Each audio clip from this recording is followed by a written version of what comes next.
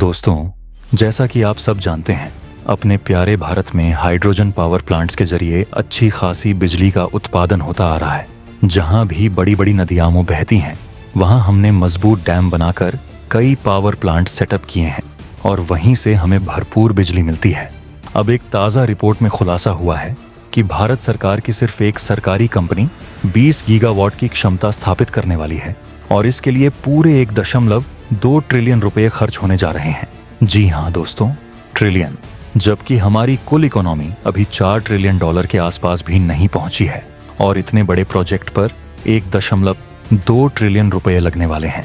भारत का इरादा है कि 2030 तक अपनी कितनी ही प्रतिशत एनर्जी रिक्वायरमेंट रिन्यूएबल एनर्जी से पूरी कर ली जाए।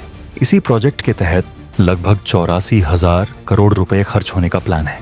तो आइए जानते हैं कि आखिर 20 गीगावाट पंप भंडारण क्षमता के लिए सरकार क्या करने जा रही है, कहां-कहां नए प्लांट सेटअप होंगे और जब एक ही सरकारी कंपनी इतना सब करने वाली है तो सोचिए पूरे देश में कितने गीगावाट पर काम चल रहा होगा। तो चलिए इस छोटे से वीडियो में समझते हैं कि आखिर इतना बड़ा बजट क्यों और कहां खर्च होने वाला है, वो भी बस एक ही कंपनी के दम पर। लेकिन उससे पहले अगर आपको भी भारतीय प्रोजेक्ट्स के बारे में जानकर गर्व होता है तो वीडियो को लाइक करके कमेंट बॉक्स में जय हिंद जरूर लिखें। याद रहे, जय हिंद कहना हम सब के लिए गर्व की बात है। दोस्तों, अब हम सीधे मुद्दे पर आते हैं। भारत की सबसे बड़ी जल विद्युत कंपनी, सरकारी कंपनी NHPC लिमिटेड लगभग 20 गीगावाट की पंप भंडारण क्षमता बढ़ाने के लिए करीब 84,000 करोड़ रुपए खर्च करने की तैयारी में है। इस पूरे प्रोजेक्ट के लिए कुल 1.2 ट्रिलियन रुपए की जरूरत होगी, जिसमें 70% रकम NHPC लगाएगी और 30% राज्य सरकारों या दूसरे साझेदारों के जरिए आएगी। कंपनी के अध्यक्ष ने बताया कि NHPC अपनी अक्षय ऊर्जा शाखा NHPC रिन्यूएबल एनर्जी लिमिटेड को आने वाले 2 साल के अंदर शेयर बाजार में लिस्ट करने पर विचार कर रही है।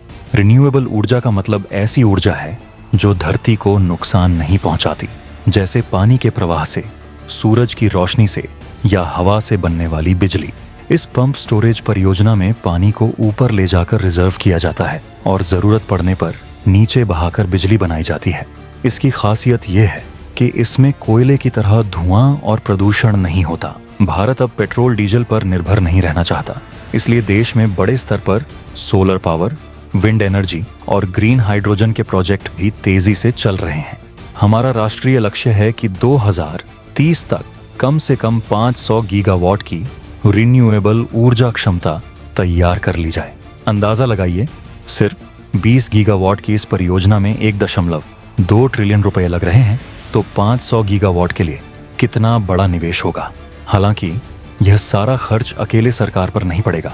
देश की कई बड़ी निजी कंपनियां और उद्योगपति भी इसमें हाथ बंटाएंगे, जिससे रोजगार के नए मौके बनेंगे और अर्थव्यवस्था को फायदा होगा। NHPC ने जम्मू कश्मीर के लेह, कारगिल और हिमाचल प्रदेश के चंबा में 3 पायलट प्रोजेक्ट शुरू किए हैं, जहां हाइड्रोजन से चलने वाली बसों का परीक्षण किया जा रहा है। ये बसें ईंधन सेल के जरिए चलती हैं, जिससे प्रदूषण बहुत कम होता है। कंपनी का कहना है कि वह ग्रीन हाइड्रोजन और ग्रीन अमोनिया बनाकर दूसरे देशों को बेचने पर भी विचार कर रही है। इसका मतलब ये हुआ कि हम साफ सुथरी ऊर्जा बनाकर न सिर्फ अपनी ज़रूरतें पूरी कर पाएंगे, बल्कि दुनिया भर में एक्सपोर्ट करके अच्छी खासी कमाई भी कर सकते हैं। अगर हम बात करें NHPC की मौजूदा रिन्यूएबल क्षमता की, तो अभी 261 मेगावाट पूरी तरह से तैयार है और 1490 मेगावाट निर्माणाधीन है। इन प्रोजेक्ट्स के पूरा होते ही कंपनी अपनी सहायक इकाई NRL को बाजार में लिस्ट करने की योजना बनाएगी। इससे कंपनी को अपनी आगे की योजनाओं के लिए और पूंजी मिल सकेगी। अब बात आती है 11,000 मेगावाट वाले सियांग जल विद्युत प्रोजेक्ट की, जो पूर्वोत्तर भारत के लिए बेहद अहम है। चीन तिब्बत के इलाके में एक बहुत बड़ा डैम बना रहा है और अगर वह अचानक पानी छोड़ता है तो हमारे पूर्वोत्तर राज्यों और बांग्लादेश तक में भारी बाढ़ आ सकती है।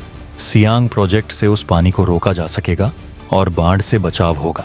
साथ ही इससे बनने वाली 11,000 मेगावाट बिजली भारत के पूर्वोत्तर इलाकों को रोशन करने के अलावा पड़ोसी देशों को बेचकर कमाई का रास्ता भी खोलेगी। 20 गीगावाट वाले पंप स्टोरेज प्रोजेक्ट के अलावा देश में अभी 15 गीगावाट की जल विद्युत परियोजनाएं भी बन रही हैं। सरकारी आंकड़ों के अनुसार 2031-32 तक भारत की जल विद्युत क्षमता 42 गीगावाट से बढ़कर 70 गीगावाट तक पहुंच सकती है। इसका मतलब है कि आने वाले सालों में हमें बाढ़ नियंत्रण, सिंचाई, बिजली उत्पादन और दूसरे कई फायदों का दायरा और बड़ा मिलेगा। किसान भाइयों को सिंचाई में मदद मिलेगी और सरकार के लिए राजस्व का एक मजबूत जरिया भी तैयार होगा।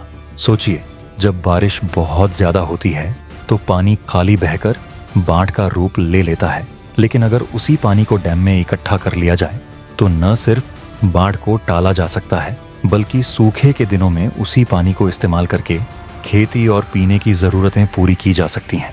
इस तरह के प्रोजेक्ट कई राज्यों में पहले से ही सफल हैं, लेकिन अभी भी बहुत से इलाकों में डैम बनाकर पावर प्लांट लगाने की जरूरत है। इससे स्थानीय रोजगार भी पैदा होगा और भविष्य में हमें दूसरे देशों से ऊर्जा आयात नहीं करनी पड़ेगी। अगर आप जानना चाहते हैं कि चीन वाला डैम प्रोजेक्ट कितना विशाल है, उससे हमें किस तरह का खतरा हो सकता है और हमारी सरकार इसको लेकर क्या तैयारी कर रही है, तो नीचे कमेंट करके जरूर बताइए। मैं इस पर अलग से एक डिटेल्ड वीडियो जरूर बनाऊंगा। तब तक भारत के नए नए डेवलपमेंट प्रोजेक्ट्स पर अपडेटेड रहने के लिए हमारे चैनल से जुड़े रहिए, सब्सक्राइब कीजिए, बेल आइकन दबाइए और इस वीडियो को लाइक और शेयर करना ना भूलें। Now thanks for watching. मिलेंगे जल्द ही अपने अगले वीडियो में। तब तक के लिए जय हिंद, जय भारत।